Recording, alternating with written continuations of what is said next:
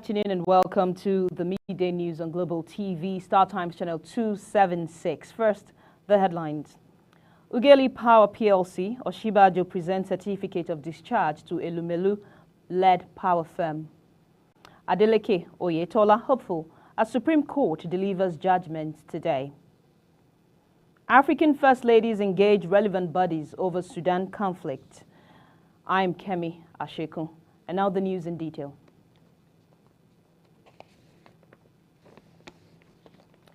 The All Progressives Congress and the People's Democratic Party in Osun State have expressed hope for victory as the Supreme Court today determines the authentic winner of the July 16, 2022 governorship election in the state. The PDP candidate Ademola Adeleke was returned elected by the Independent National Electoral Commission, INEC, but the APC candidate at the poll, Adegboyega Oyetola, rejected the result and approached the Election Petition Tribunal to challenge it. The All Progressives Congress and the People's Democratic Party in Osun State have expressed hope for victory as the Supreme Court today determines the authentic winner of the 16th July 2022 governorship election in the state. The PDP candidate Ademola Adeleke was returned elected by the Independent National Electoral Commission. The Lagos Zonal Command of the Economic and Financial Crimes Commission has initiated extradition proceedings at the Federal High Court, Abuja Judicial Division against 3 suspects, Samson Ogoshi, his brother Samuel Ogoshi, and Ezekiel Ejeme, over exploitation of a minor and production of child pornography. The Ogoshis and Ejeme were indicted in the United States Federal Court on the 1st of December 2022 on the charges of exploitation of minors and production of child pornography resulted in death, conspiracy to distribute child pornography, and conspiracy to commit stalking through the internet. According to investigations, the suspects conspired to conduct sex-based extortion of minors and adults in the United States of America.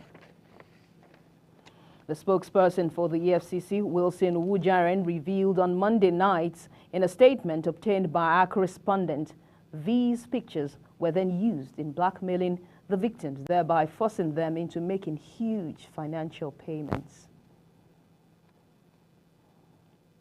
The Federal High Court in Lagos on Monday granted leave to a former Ekiti State Governor Ayodele Fayose, who is facing money laundering charges, to travel for medical treatment.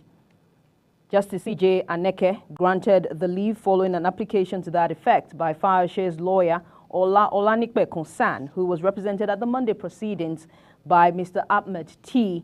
The Economic and Financial Crimes Commission has been trying Fayose alongside his company Spotless Investment Limited since 2018, shortly after he finished his second term in office as governor. The FCC accused him of laundering 2.2 billion naira, which he allegedly used to prosecute his election in 2014.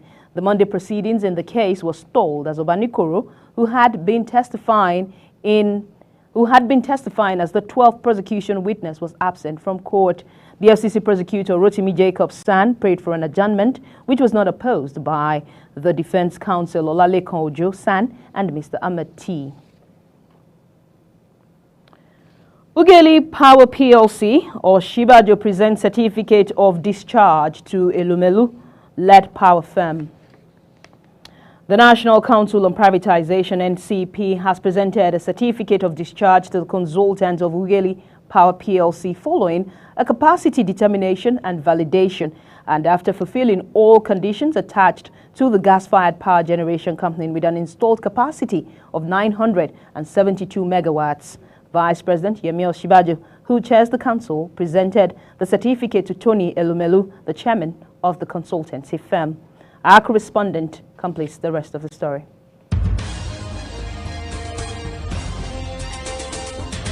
What's the meaning of completing the rest of the story? What kind of nonsense?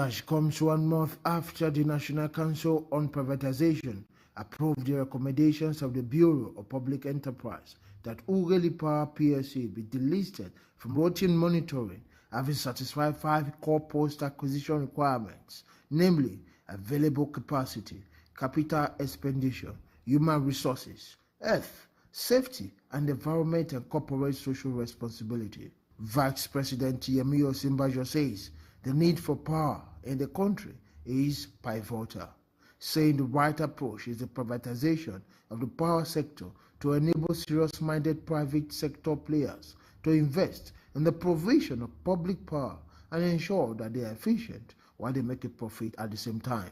That we are able today to delist the Transcorp Power. And well, you've also heard that today the Transcorp Power is able to deliver power efficiently, and it is able to do so, even way beyond the expectations of the PAP. So we urge the organization to continue in that path and to do even better. The power needs of our country are grave, and we strongly believe that the right approach is the privatization of the power sector to enable serious-minded private sector players to invest in power, the provision of public power, and to ensure that they are efficient while they make profit at the same time.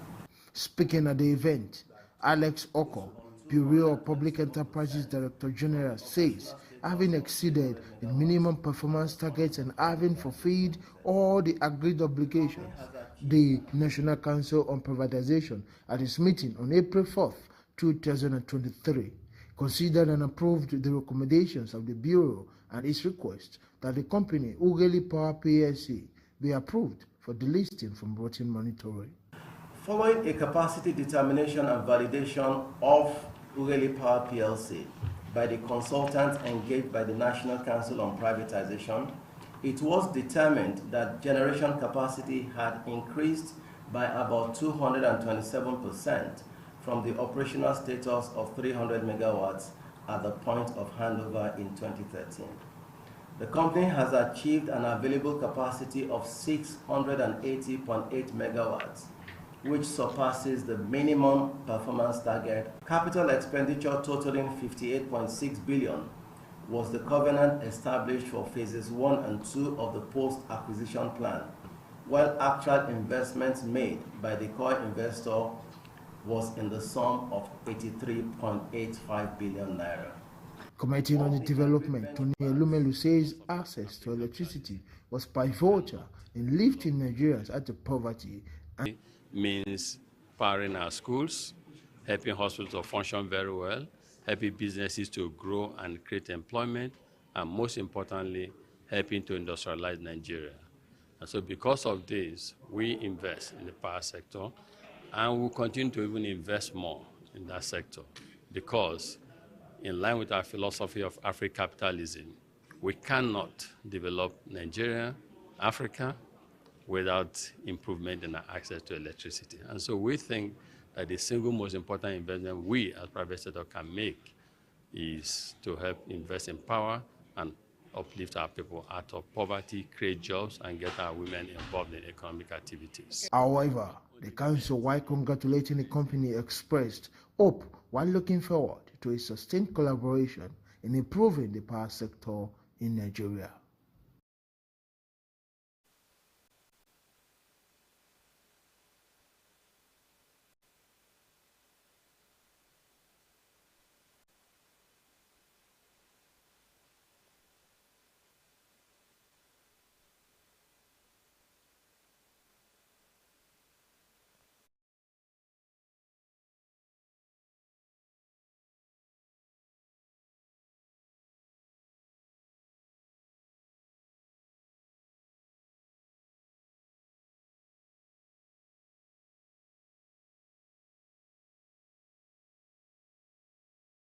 The recent events have revived the need for more concerted action regarding the issue of women's peace and security in Africa. The wife of the president, Aisha Buhari, says peace-building initiatives are currently ongoing to find a lasting solution to the lingering crisis in the Democratic Republic of Congo, where women and children have felt the harsh effects of the conflict. Peace-building initiatives are currently ongoing to find a lasting solution to the lingering crisis in the Democratic Republic of Congo, where women and children have left the harsh effects of the conflict.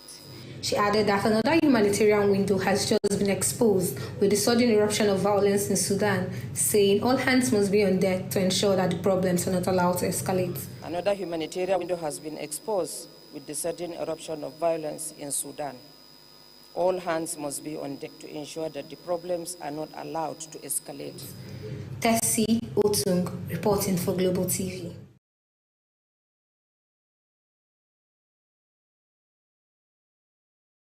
774 program as part of efforts to optimize the potential of the non-oil sector.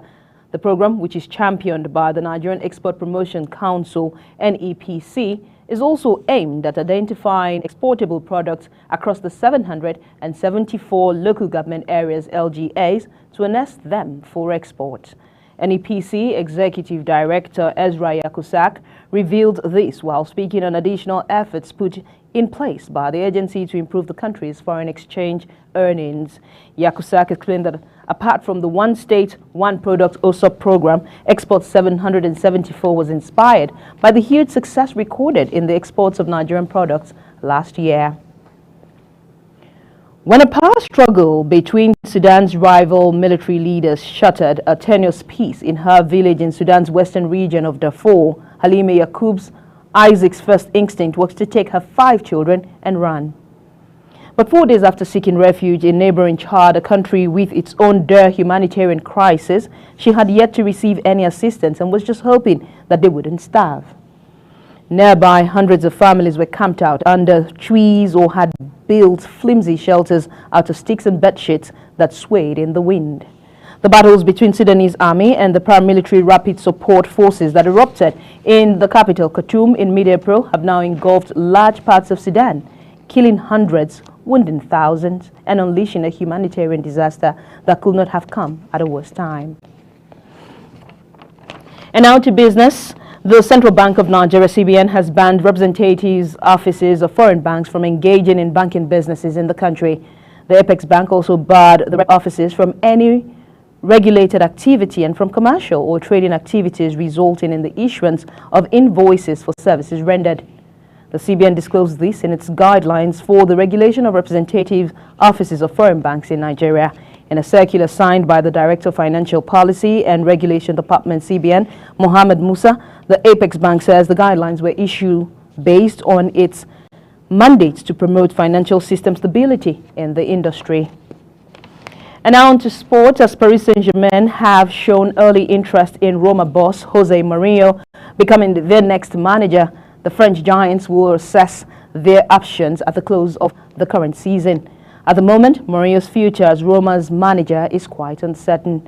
It will be recalled that the 60-year-old Portuguese relationship with PSG's sporting director Luis Campos after the pair worked together at Real Madrid. The special one may consider a change of club if the French outfit eventually confirms their interest in his services. And that's it for the Global TV news at midday. A quick look at the highlights again. Ugeli Power PLC, Oshibajo presents certificate of discharge to Elumelu-led power firm. Adeleke Oyetola hopeful as Supreme Court delivers judgment. And we also brought you the story on the African First Ladies conference where they intend to engage with relevant bodies over the Sudan conflict. Thank you for listening. I'm Kemi Ashiko and catch you on the next bulletin.